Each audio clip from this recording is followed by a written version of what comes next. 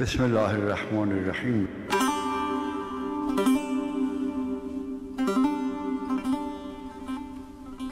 بسم الله الرحمن الرحیم. لا حول ولا قوة الا بالله العلی العظیم. یه مسئله راجع به خمس سوال میکنن که هدایایی برای ما آوردن، پیرن آوردن، مردانه زنانه و اینها ازش استفاده نکردیم، سر سال رسیده. حالا خمس مالمونو که میدیم خمسمون رو هم باید بدیم. جواب اختلافیه، هر کسی باید به مرجعش مراجعه. بعضی مراجع میگن مثل امام خمسش مستحب، ولی بعضی هم مثل آیت الله سیستانی، آی خوینا قائلن که خمس باید داده بشه. حالا شما به رساله مرجعتون مراجعه کنید ببینید هدایایی که دارین. ممکنه بنده 50,000 تومان برای شما هدایا آوردن، از سوریه، از مکه، از کربلا. برای خانم‌ها چادر آوردن، پیرن آوردن، برای شما عواقبا آوردن و اینا استفاده نشده. اگه استفاده شده باشه نه خمس نداره، ولی اگر استفاده نشده خوراکی حتی آوردن، بله کاکائو آوردن از سوریه براتون 2 جعبه، نخوردی سر سال مونده. این باید به رساله مرجعتون مراجعه کنید. بعضی قائلن خمسش واجبه، بعضی قائلان خمسش مستحب. این راجع به خمس بسه. ولی این حدیث که امروز میخوام بگم قبر ما به 5 چیز ندا میکنه. قبر ما رو شاید الان کندن میشه، میبینیم الان به زهرا خیلی قبرها حاضره، کندن معلوم نیست که حالا. این حدیث عبارتش اینه: القبر قال رسول الله صلی الله علیه و سلم القبر ینادی به 5 کلمات. یعنی قبر ما به چند کلمه صدا میکنه؟ قبر ما به 5 کلمه صدا میکنه. اول چیزی که قبر ما به ما میگه انا بیت الوحده، یعنی منم خانه تنهایی تو. این حدیث رو رو تخته یادداشت کنید، منتشون تیکه اولش رو بنویسید: القبر ینادی به 5 کلمات، یعنی قبر به 5 کلمه صدا میکنه. حالا از خارج حفظم این حدیث رو براتون میگم. القبر ینادی به 5 کلمات، یعنی قبر ما 5 کلمه صدا میکنه. اول چی بود؟ انا بیت الوحده فحملوا الی انیسا. یه خونه تنها که باشی میگه من انیس ندارم، مونس ندارم، یه نفر میبری که تنها نباشه. قبرم به ما میگه یه انیسی برای خود تهیه کن که تو قبر تنهایی ناراحت نشی. حالا اون انیس چیه؟ اون حدیث اونجا رو تخته یادداشت کنید. همونیست که رو تخته است، منتها اون تیکه اولش با این فرق داره.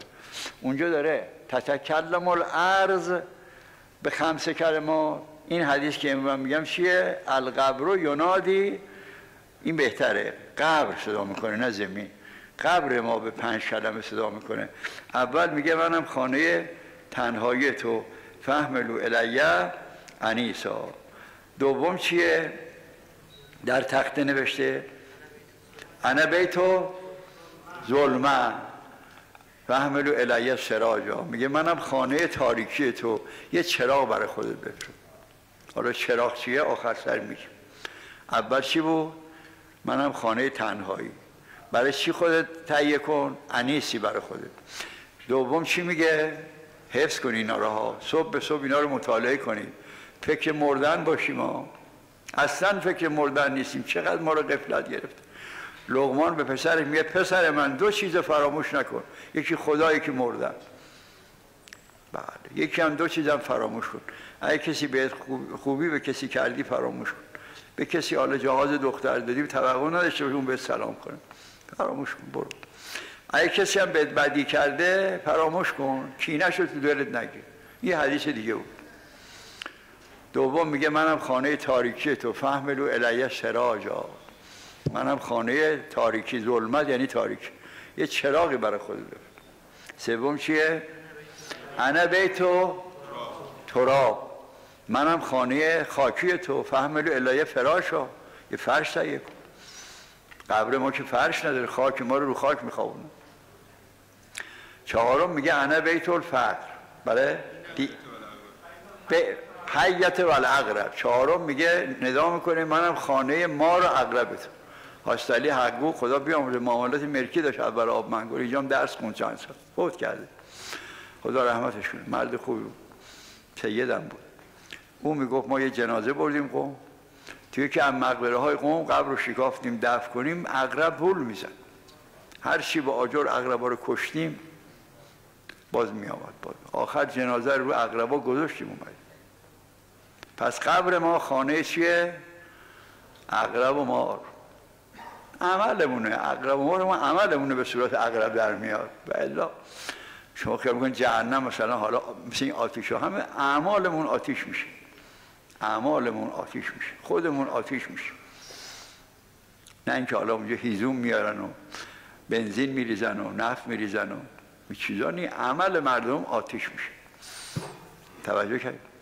میگه منم خانه خاکی تو فهملو الیه فراشا، یه فرشی برای خودت تهیه. حالا فرش چیه میگیم آخر حدیث. چراغ چیه؟ انیس چیه؟ پنجم منم خانه فقر تو.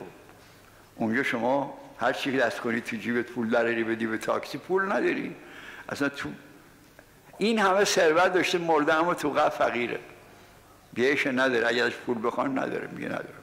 منم خانه فقر تو. یه مالی ثروتی برای خودت تهیه کن که اونجا بی پول نباشی. یه حسابی باز کن، یه حسابی تو بانک عالم آخرت باز کن که چک صادر کردی فوراً بهت بدن. آقا اونجا دنیا نیست، اونجا یه عالم دیگه است. 5 تا رو حفظ کردیم. بگید ببینم اول چی میگه؟ منم خانه تنهایی تو. چی بفرست برای خود؟ انیس. حفظ کنید تو خونم برای زن بچه‌تون بگید. اینا اثر داره آقا. این حرفا روایت داره روح آدم خسته میشه همونطوری که بدنمون خسته میشه. خستگی بدنمون به چی برطرف میکنیم؟ میخوابیم، استراحت میکنیم. خستگی روحتون رو با شنیدن حدیث برطرف. کم حدیث گفته میشه. قدیما ما منبریا داشتیم همش حدیث میگفتن. آشیخ مهدی محدث 50 سال پیش فوت کرد، حدیث میگفت مشهد. بعد آشیخ مهدی محدث از اول صحبت تا آخر صحبت همش حدیث. آشیخ موسی انصاری قومی همش حدیث میگفت. خدا بیامرد. حالا کم حدیث گفته میشه. حدیث خیلی حدیث ها همه تو این کتاب ها هست، اما متاسفانه حدیث ها گفته نمیشه. اول خانه تنهایی. دوم چی؟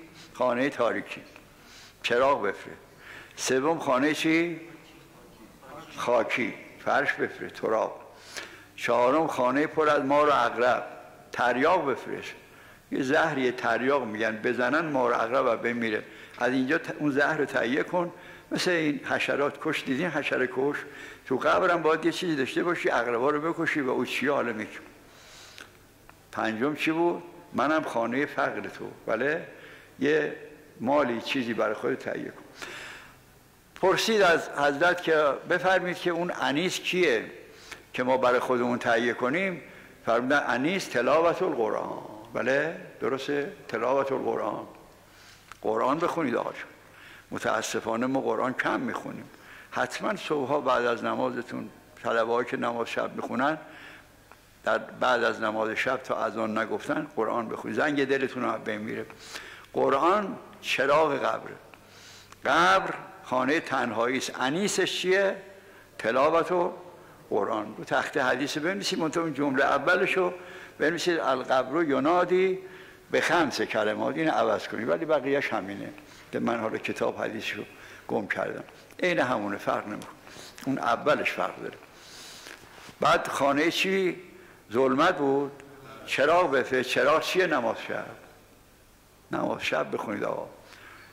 فقط طلبه نماز شب نخونن، غیر طلبه هم بخون. شبا بلند آقا، حیف آدم بخوابه. این شعر خوندم خوشم میاد. این شعر اونایی که نشنیدن، شاعر میگه دوش مرغی به صبح مینالی. دوش یعنی دیشب یه مرغی ناله میکرد. دیدین سحرگاه آدم میشنوه صدای حیونا رو. بله. عقل و صبرم ببرد و طاقت و هوش. من تا صدا اون حیوان رو شنیدم بیهوش شدم. یکی از دوستان مخلص را مگر آواز من رسید به گوش. یکی از رفقا دید من صیحه زدم بیهوش شدم، اومد به من گفت گمان نمی کردم که تو را بانگ مرغی چنین کند مدهوش. چی شد؟ مرغ ناله میکنه تو بیهوش شدی، چرا؟ گفت این شرط آدمیت نیست. مرغ تسبیح گویان و من خاموش. مرغ تسبیح گویان و من خاموش. اونا ناله میکنن، ذکر دارن، اونا خروس میخونه، ذکره. میگه ای بی خبرا پاشین اذکر الله. این خروس که میخونه میگه اذکر الله یا آقا. حالا روایت داره خروس فحش ندین. قدیما یادم بعضیا پرخواب بودن، خروس که سحر میخوند فحشش میداد خروس رو، پدرتون نمیداره بخوابید. روایت داره خروس فحش ندین، زیرا او شما رو داره برای نماز بیدار میکنه. به شما میگه ای بی خبرها از خواب غفلت بیدار شین، فحشش میدین. قدیما همه خروس داشتن تو خونه هاشون، سحر میخوند همه پا میشتن برای نماز. حالا خروس بیاری به خونه همسایه فحشت میده. از اون میگفتن، از اون نمیگن. از اون بگی همسایه ناراحت میشه، میگه نمیذاره بخوابیم. شهر ما شده ساکت، عذاب میاد. روایت داره اگه اذان نگید عذاب میاد. این اذان رادیو رو بریزید کنار، خودتون از اون بگید. قدیما اینجا طلبه ها 10 تا 20 تا طلبه کم و زیادش ایوون از اون میگفتن. حالا چی از اون؟ یه نفر فقط تو از اون بگید. طلبه ها خونه هاتون از اون بگید. روایت داره این دهاتی که زلزله میاد میپرسن میگن از اونگو داریم، میگن نه از اونگوهامون مردن. پیرمرده ریشنایی بود قدیم، لباسون بزرگ. یادم 60 سال پیش من بودم، یه مشغول سن بود، شکل آقای بروجردی بود، از اون میگفت. خادم مسجد شکل آقای بروجردی بود، ریشنای قرمز از بلند سرخ و سفید، عین آقای بروجردی، شکل مرجع، لباسون بزرگ، مشغول سن. بابا خونش رفته بودم شب افطار، عیارش هم علم و کتر روی گوشه و شمع روشن میکرد، میشست باش گریه میکرد. امام حسین قبر امام حسین درست کرده بود، زنش هم اینجوری بود، خودش هم اینجوری بود. حالا باز تهران گوشه و کنار هنوز زندن تک و توک افرادی سحر از اون میان رو پشت اونا، ولی خیلی کم شده. قدیم زیاد از اون بود، مخصوصا ما رمضان که ادعا و از اون مناجات میکرد. بس این حدیث رو تمومش کنم. پس خانه تنهای انیس چی بود؟ تلاوت قرآن بود. تاریکی چی؟ چراغ چی؟ نماز شب. سوم چی بود؟ خانه خاکی. فرش چیه؟ عمل صالح. عمل صالح چیه؟ جهاز بدی به یه دختری که جهاز نداره، این عمل صالحه. مسجد بسازی، بیمارستان بسازی. بله از این کارهای خیر دیگه، صدقات جاریات، بیمارستان ساختن، اینا رو میگن عمل صالح. این فرش قبر. چهارم چی بود؟ منم خانه پر از مار و عقرب. تریاق چیه؟ توبه. همیشه بگو خدای غلط کردم، توبه کردم، بی گناه نمیکنم. همین که توبه کردیم میشه فرش قبر. قبرت فرش پیدا میکنه. خانه مار و عقرب. مار و عقرب رو چی درست کن؟ تریاق. تریاق چیه؟ توبه. این توبه بود. این توبه بود. فقر، اون پنجمی فقره. فقر چی براش تهیه کن؟ ها باریکالله. منم خانه فقر تو یه بانگی اونجا تهیه کن که چک صادر میکنی بهت بدن. و اون چیه؟ کلمت لا اله الا الله. 100 تا لا اله الا الله اگه بگین در قبر فقیر نیستی. فقر در بین میره. زود بخوای یه چک صادر کنی به ملائکه بدی، کارت زورا بندازن، راحتی، چون لا اله الا الله رو گفتی. روایت داره من قال لا اله الا الله دخل الجنه. کسی که لا اله الا الله بگه بهشت، وارد بهشت میشه. لا اله الا الله ثمر الجنه. بهشت پول میخواد، مفتکی بهشت نمیدن. پولش چیه؟ لا اله الا الله. حتی 100 تا بگه در هر روز یادتون باشه 100 تا بگید. هر کی 100 تا عمل، نامه عملش از همه سنگین تره.